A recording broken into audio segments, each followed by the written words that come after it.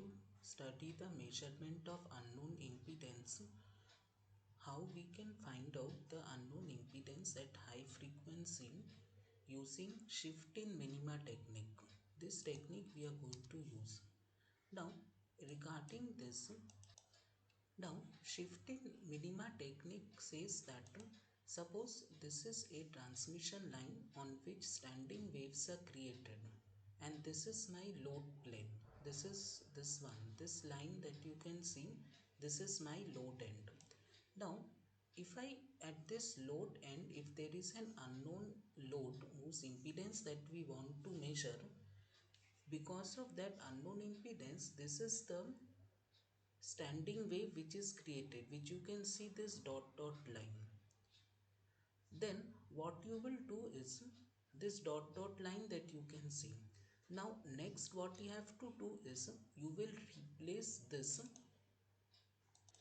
unknown load, you will replace with short. That means you will produce a short here at this load plane. You will put a short. Now when you put a short, then also you will find the standing wave created. Standing waves will be created. Now the minima of the standing wave will start at the load plane, because we know that when the load is short circuited, at that point we will have the voltage minima. Now since for the short the standing waves are more sharply defined, so these are the minimas which correspond to for the standing wave due to short circuited load, and for unknown load this is the point of minimum. So you see that the minima has been shifted. Okay, minima has been shifted, or from this to this, or you can say the minima has been shifted from this to this. This distance is denoted by del L. This is the shift in minima. That means how much minima has been shifted. Then what we can do using this, now what we will do is, suppose the characteristics of the transmission line is Z0 that we are assuming. So next what we can do is the input impedance at the minimum, input impedance at this minima is how much. At suppose this is the minimum, at this minima if we see the input impedance, so how much it will be. So at this minima if we see what is the input impedance, we can write down at a that means what we are finding input impedance at a distance del L from the load end. So this can be written using the well-known relation of this. If I consider lossless line, this now this can be rearranged, Zin by Z0. Actually this is known as normalized input impedance. Now after doing some algebra, Z0 by Zin, we are taking the ratio here, we are making ZL as the subject, we are getting this expression. Now since input impedance is obtained at minimum, since at minimum we are getting the input impedance, the minimum value of input impedance is given by this relation Z0 by VSWR. So this we will substitute. So input impedance we will substitute as Z0 by VSWR in the expression, and we will get this. And again the normalized expression we get this. So this is the expression for calculating the unknown impedance. Yes, we have to know two things. We have to know the VSWR, that is the ratio of V maximum to V minimum. So that is not so difficult. You have to just take the ratio of V max. You have to just take the ratio of V max by V min, and you will get VSWR. And another thing that you have to know is beta.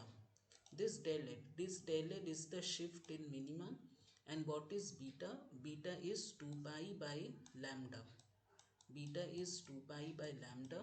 And what is lambda? Lambda is equal to twice the distance between two minimum, because minimas are separated at a distance of lambda by 2. So 2 twice of this. So remember one thing here, that we take minimas for short load, because the minimas for the short circuited load are very precisely defined. So we will take the distance between two minima for short end load. That distance, if we multiply by 2, we will get lambda, because this distance is lambda by 2. Actually, for unknown load also the minima distance is lambda by 2, but the minimas for unknown, due to standing waves, due to unknown load, they are not so sharply defined. So that is why we consider for short. So by this we can get it. So similarly, if there is a problem on this, suppose the positions are given to you, so how we will calculate? Okay, the distances are given to you, that if we consider short circuit, then what is the distance between two minima, it is given by this scale. And when we consider for unknown load, it is given by this. And the problem is defined in this way. So a short circuit is placed at load plane, that results in the standing wave. So this is the position of minima for short, and then short is removed with unknown load. With unknown load, we are getting the positions of minimum. We have to find out what is the load impedance. So this load impedance, how we will get to?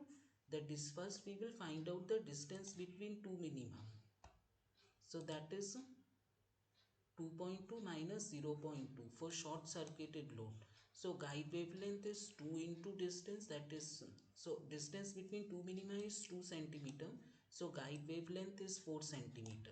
Then beta is 2 pi by lambda. We know lambda, so we can find beta. And del L, you see 4.2 minus 2.72, you can see from here, 4.2 minus 4.72, these two you subtract, that will give you the value of del L. So del L is obtained and VSWR is given 1.5. So you can put it in the formula and you will get the value of unknown impedance. So that is how we work with the problem.